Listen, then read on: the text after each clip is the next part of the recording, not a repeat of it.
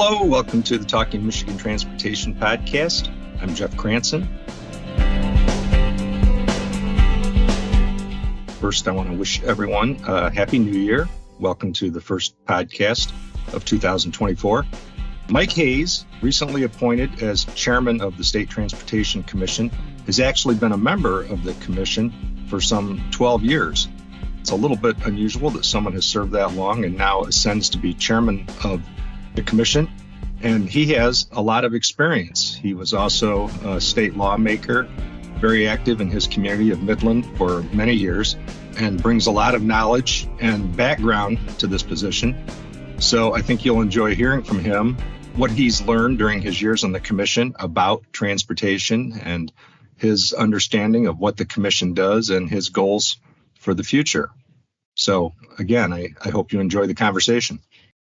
So Mike Hayes, once again, thank you for coming on the podcast. It's your first time, and Happy New Year. I hope you and your family had great holidays. Jeff, we did. It was tremendous, and we could use a little snow.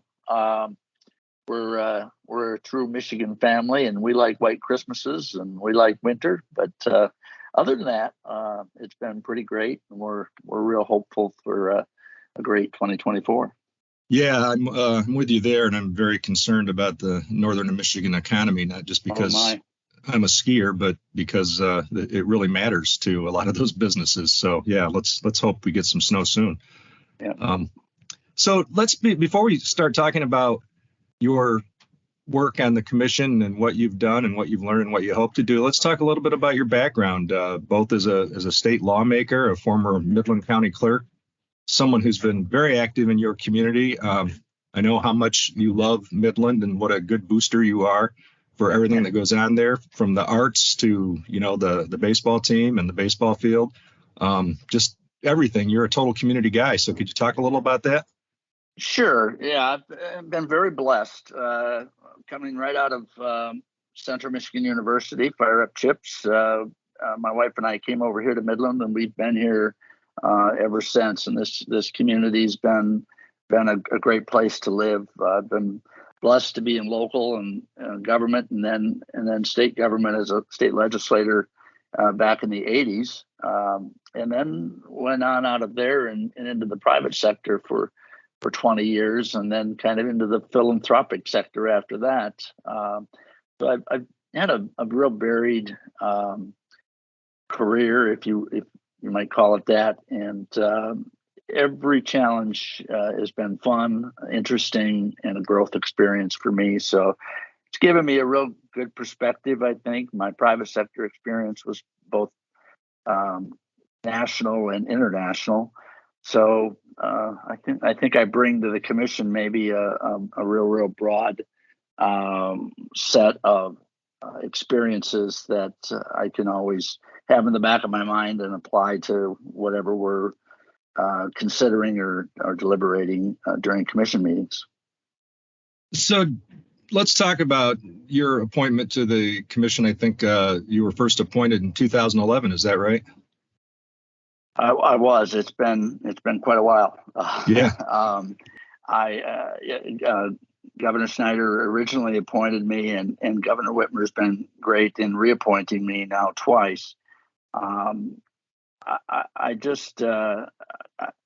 enjoyed it. It was not an area that I was necessarily directly involved in, even when I was in the legislature, transportation, that is. But I've learned so much, and I think I bring some perspective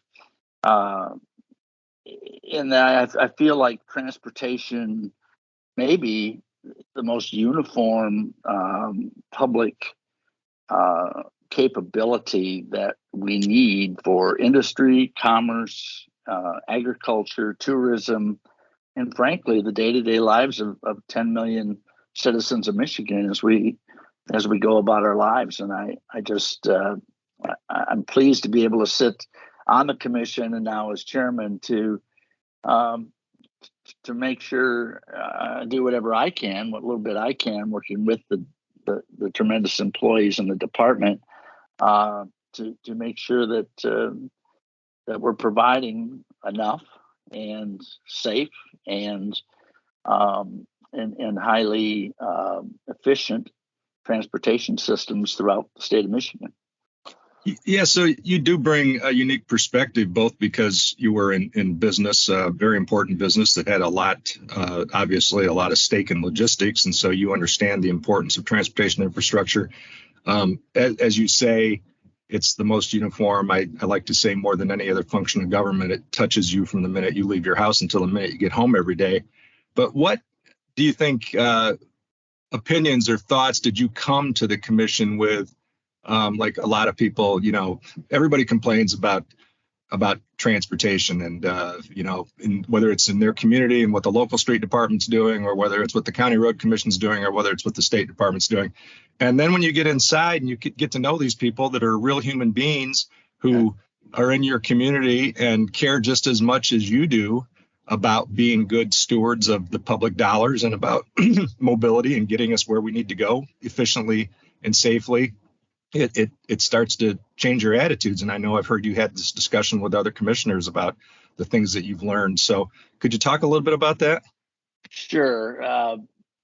Well, all of us that drive automobiles, we're all experts on roads and road construction. I say that tongue in cheek, but all my friends and relatives and acquaintances, everybody's got an opinion on, as you say, public roads. But frankly, I've traveled all over the country too. Our youngest son has lived in other states. Everybody loves to pick on their transportation department, and like I say, everybody's an expert on roads. But what I've found in my number of years on the commission is just a tremendous respect for the highly talented and capable people and dedicated people in the Michigan Department of Transportation. We have some of the best minds when it comes to road design, civil infrastructure, that I think we could ever ask for. We have highly educated, highly trained, highly capable people that show up every day with a tremendous dedication to the citizens, wanting to provide absolutely the best roads they can. Now, they can't work miracles and they can't print money. So, they're always up against the challenge of road funding. And though we've made some progress with the bond issue that Governor Whitmer's administration proposed and the commission approved here a couple of years ago, we're still seeing the MDOT employees challenged to be able to provide everything they'd like to provide. But I think they do a tremendous job. I also think what I've developed over the years is an insight into the use of best practices from across the country that MDOT seeks out and utilizes wherever they can. I don't think MDOT's afraid to copy what other states are doing and doing well when it makes sense here in Michigan. I also don't think that MDOT hesitates, the staff hesitates to set the benchmark, and I think they do in many aspects. So I'm not sure I had that. I know I didn't have that perspective when I first came on the commission, but I've developed a tremendous amount of respect, and I think the citizens of Michigan should feel pretty darn proud of the Michigan Department of Transportation and the work they do day in and day out. Yeah, I think as I came into this job and I learned about asset management, which is one of those, buzz terms that kind of goes right over your head until you start to think about it and you find out that Michigan has been lauded nationally for years as being a leader in exercising asset management principles. And it's creative and it's certainly innovative, but it was also out of necessity, because if you're chronically underfunded, you've got to figure out ways to stretch the money. And it'd be great to rebuild everything that needs to be rebuilt, but that's just not financially possible. So I think that MDOT engineers over decades have become very good at figuring out how to manage those resources and make them go as far as they can. So I really appreciate what you're saying and what you've learned about that. Talk about the commission's role, because I suspect a lot of people, even people that are in transportation circles, don't really understand what the State Transportation Commission does and can do. I think that's a good question because when I talk with people, for example, okay, you're on the State Transportation Commission. Why don't you get this road over here fixed? Well, the commission does not function at all at that level.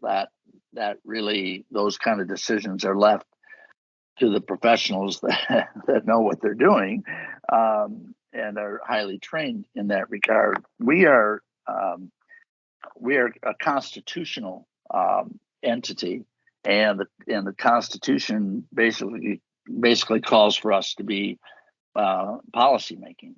We set overall policy for the Department of Transportation, programs and facilities and other transportation development throughout the country, or throughout the state, excuse me. That's our primary is policy, and then we also oversee the development of a comprehensive transportation plan that's renewed every 5 years, and I don't think or every year on a 5-year rotating basis.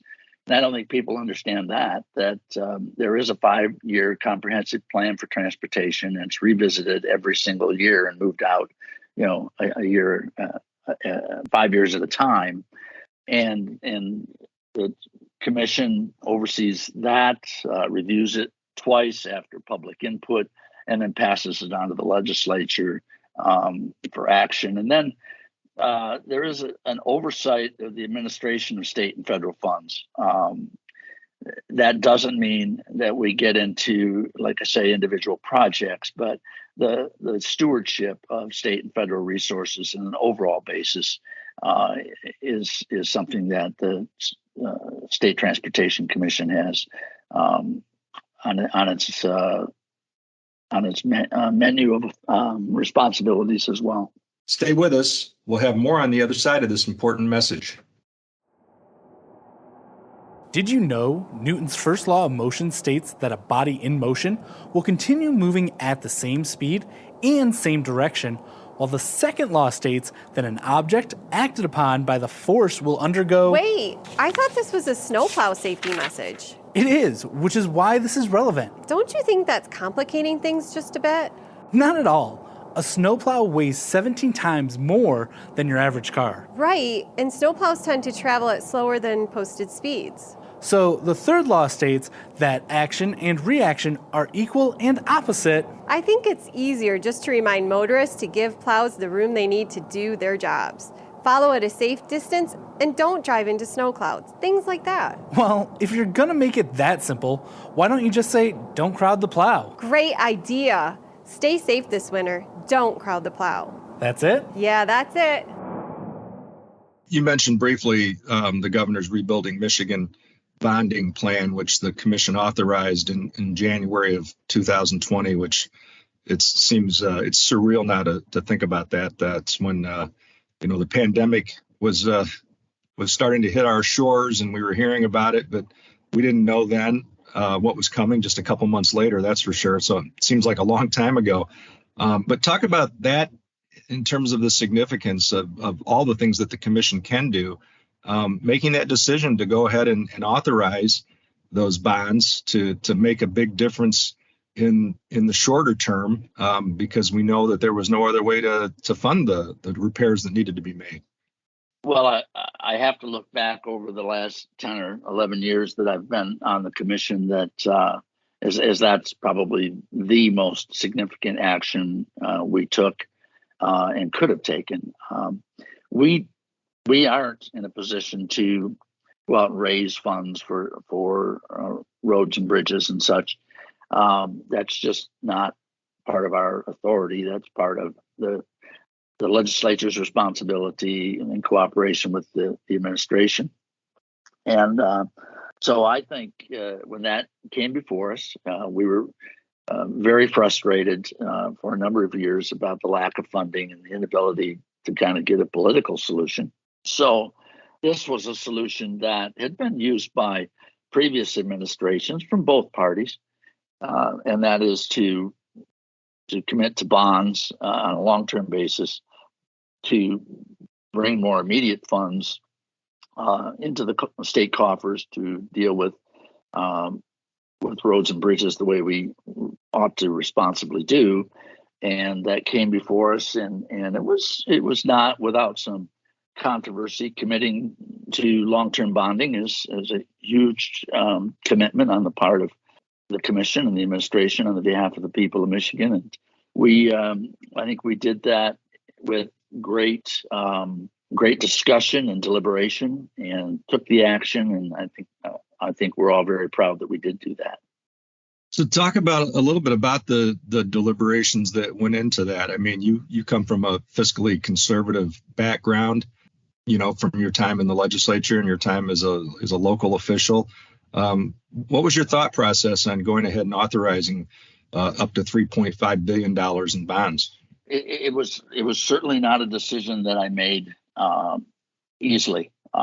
You're right. I've always tried to be fiscally responsible, but I think this was the fiscally responsible thing to do, because we could not continue to see the safety and jeopardized and the deterioration of the roads continue, and there was not enough funds available. There were not enough funds available for the proper maintenance of the roads throughout Michigan, and this provides a financial mechanism that allowed kind of some advance, reaching out into the future and getting some funds, bringing them in, and then paying them back in the form of bonds. It was, like I say, it was done in previous administrations on both parties, and it's not an uncommon tool to use for state and local government to do bonded indebtedness in order to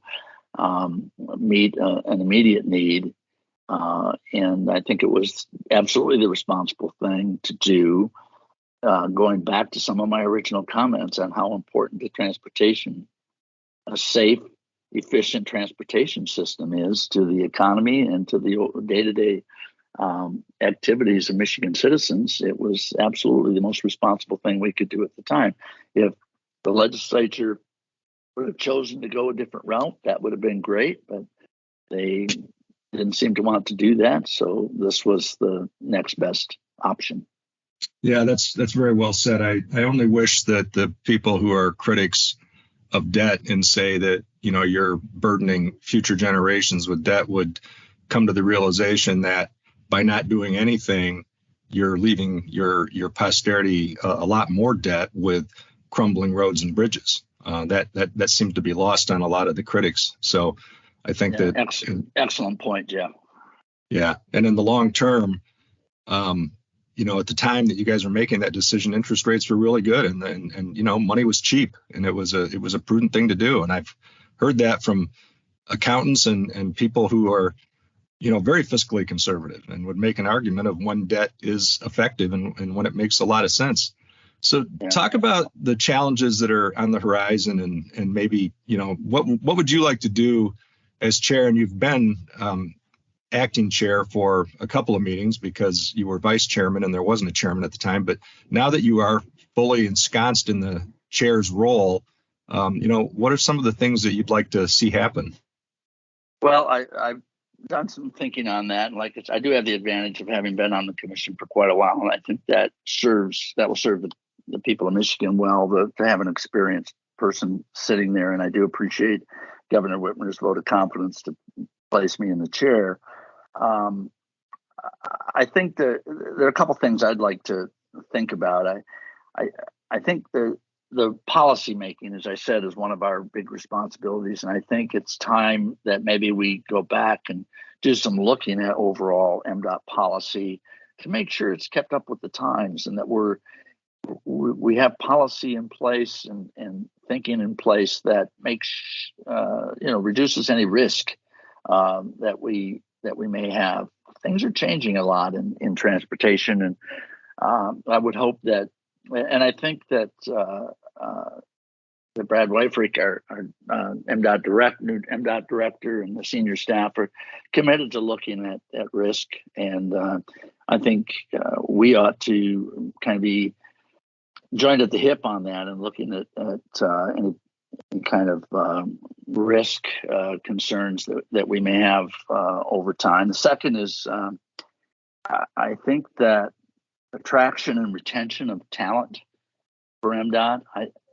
I do stay involved out there in a number of different ways, and everybody's having trouble with attraction and retention. And so I hope we'll talk with the MDOT administration over the coming months about the solid plans for attraction and retention and areas of concern and anything we can do to be helpful in making sure we can continue to draw the kind of talent that we've been blessed to be able to do, throughout MDOT's history. So I think, I think those are probably a couple of the things that I'd like to think about early on in 2024.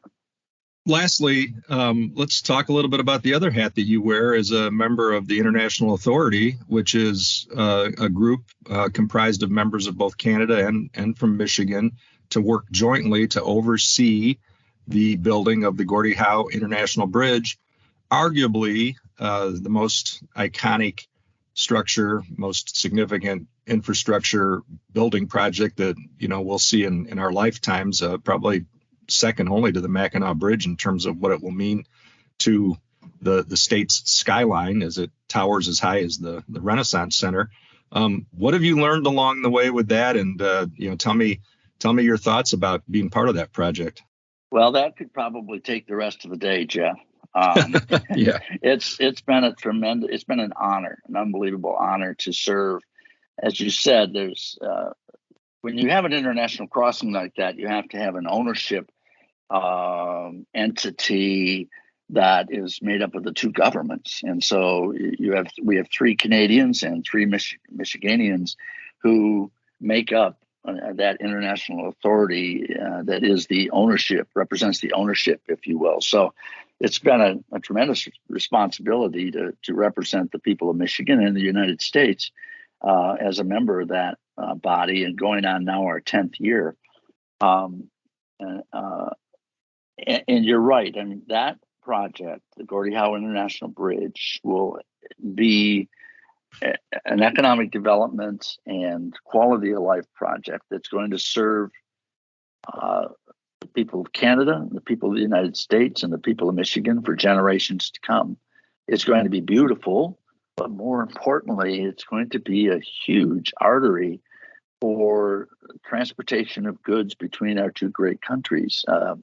Canada is our biggest trading partner, and vice versa. And we really need that bridge as a choke point as it sits right now in that border crossing. And so this was a great opportunity to come together as two countries, to be farsighted, and to build something that, as I say, is going to serve for generations to come. And I sit on that in kind of an unlimited appointment, and plan to be driving over that bridge when it opens in a couple of years. People want to get excited because they're kind of seeing the bridge deck coming together in the middle of the river.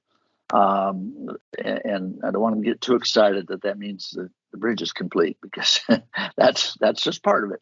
It's a huge, $5 billion plus dollar project, and there's still a lot of work to do.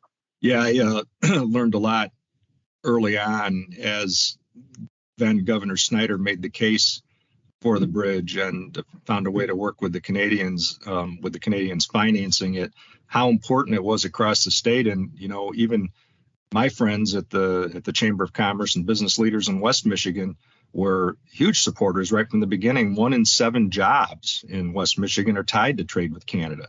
My friend Birgit Close, who you've gotten to know as a fellow member of the IA, makes a really good case about its importance to the whole state. And a lot of people probably wouldn't have realized that this part of the state would rely on that so much too. So it's a great thing, and I really look forward to the opening. I know you do too. Mike, thanks for taking time to talk about this and everything going on with the commission. We'll have to have you on again in a few months to see how things are going and what you think about as things go forward. Well, I appreciate the opportunity, Jeff, and I look forward to working with anybody and everybody that's concerned about, committed to having the kind of transportation system that we've enjoyed over the years, and one that we need to maintain and grow as we need to in Michigan, because there's nothing more critical to, as I said in the beginning, there's nothing more critical to the efficient commerce and industry and agriculture, tourism, and our day-to-day lives than a great transportation system. So it's an honor to serve, and I look forward to talking with folks over the coming months. Thank you again, Mike. I wish you luck as you take over as chairman. Thank you, Jeff. I'd like to thank you once more for tuning in to Talking Michigan Transportation. You can find show notes and more on Apple Podcasts or Buzzsprout. I also want to acknowledge the talented people who help make this a reality each week, starting with Randy Debler, who skillfully edits the audio, Jesse Ball, who proofs the content, Courtney Bates, who posts the podcast to various platforms, and Jackie Salinas, who transcribes the audio to make it accessible to all.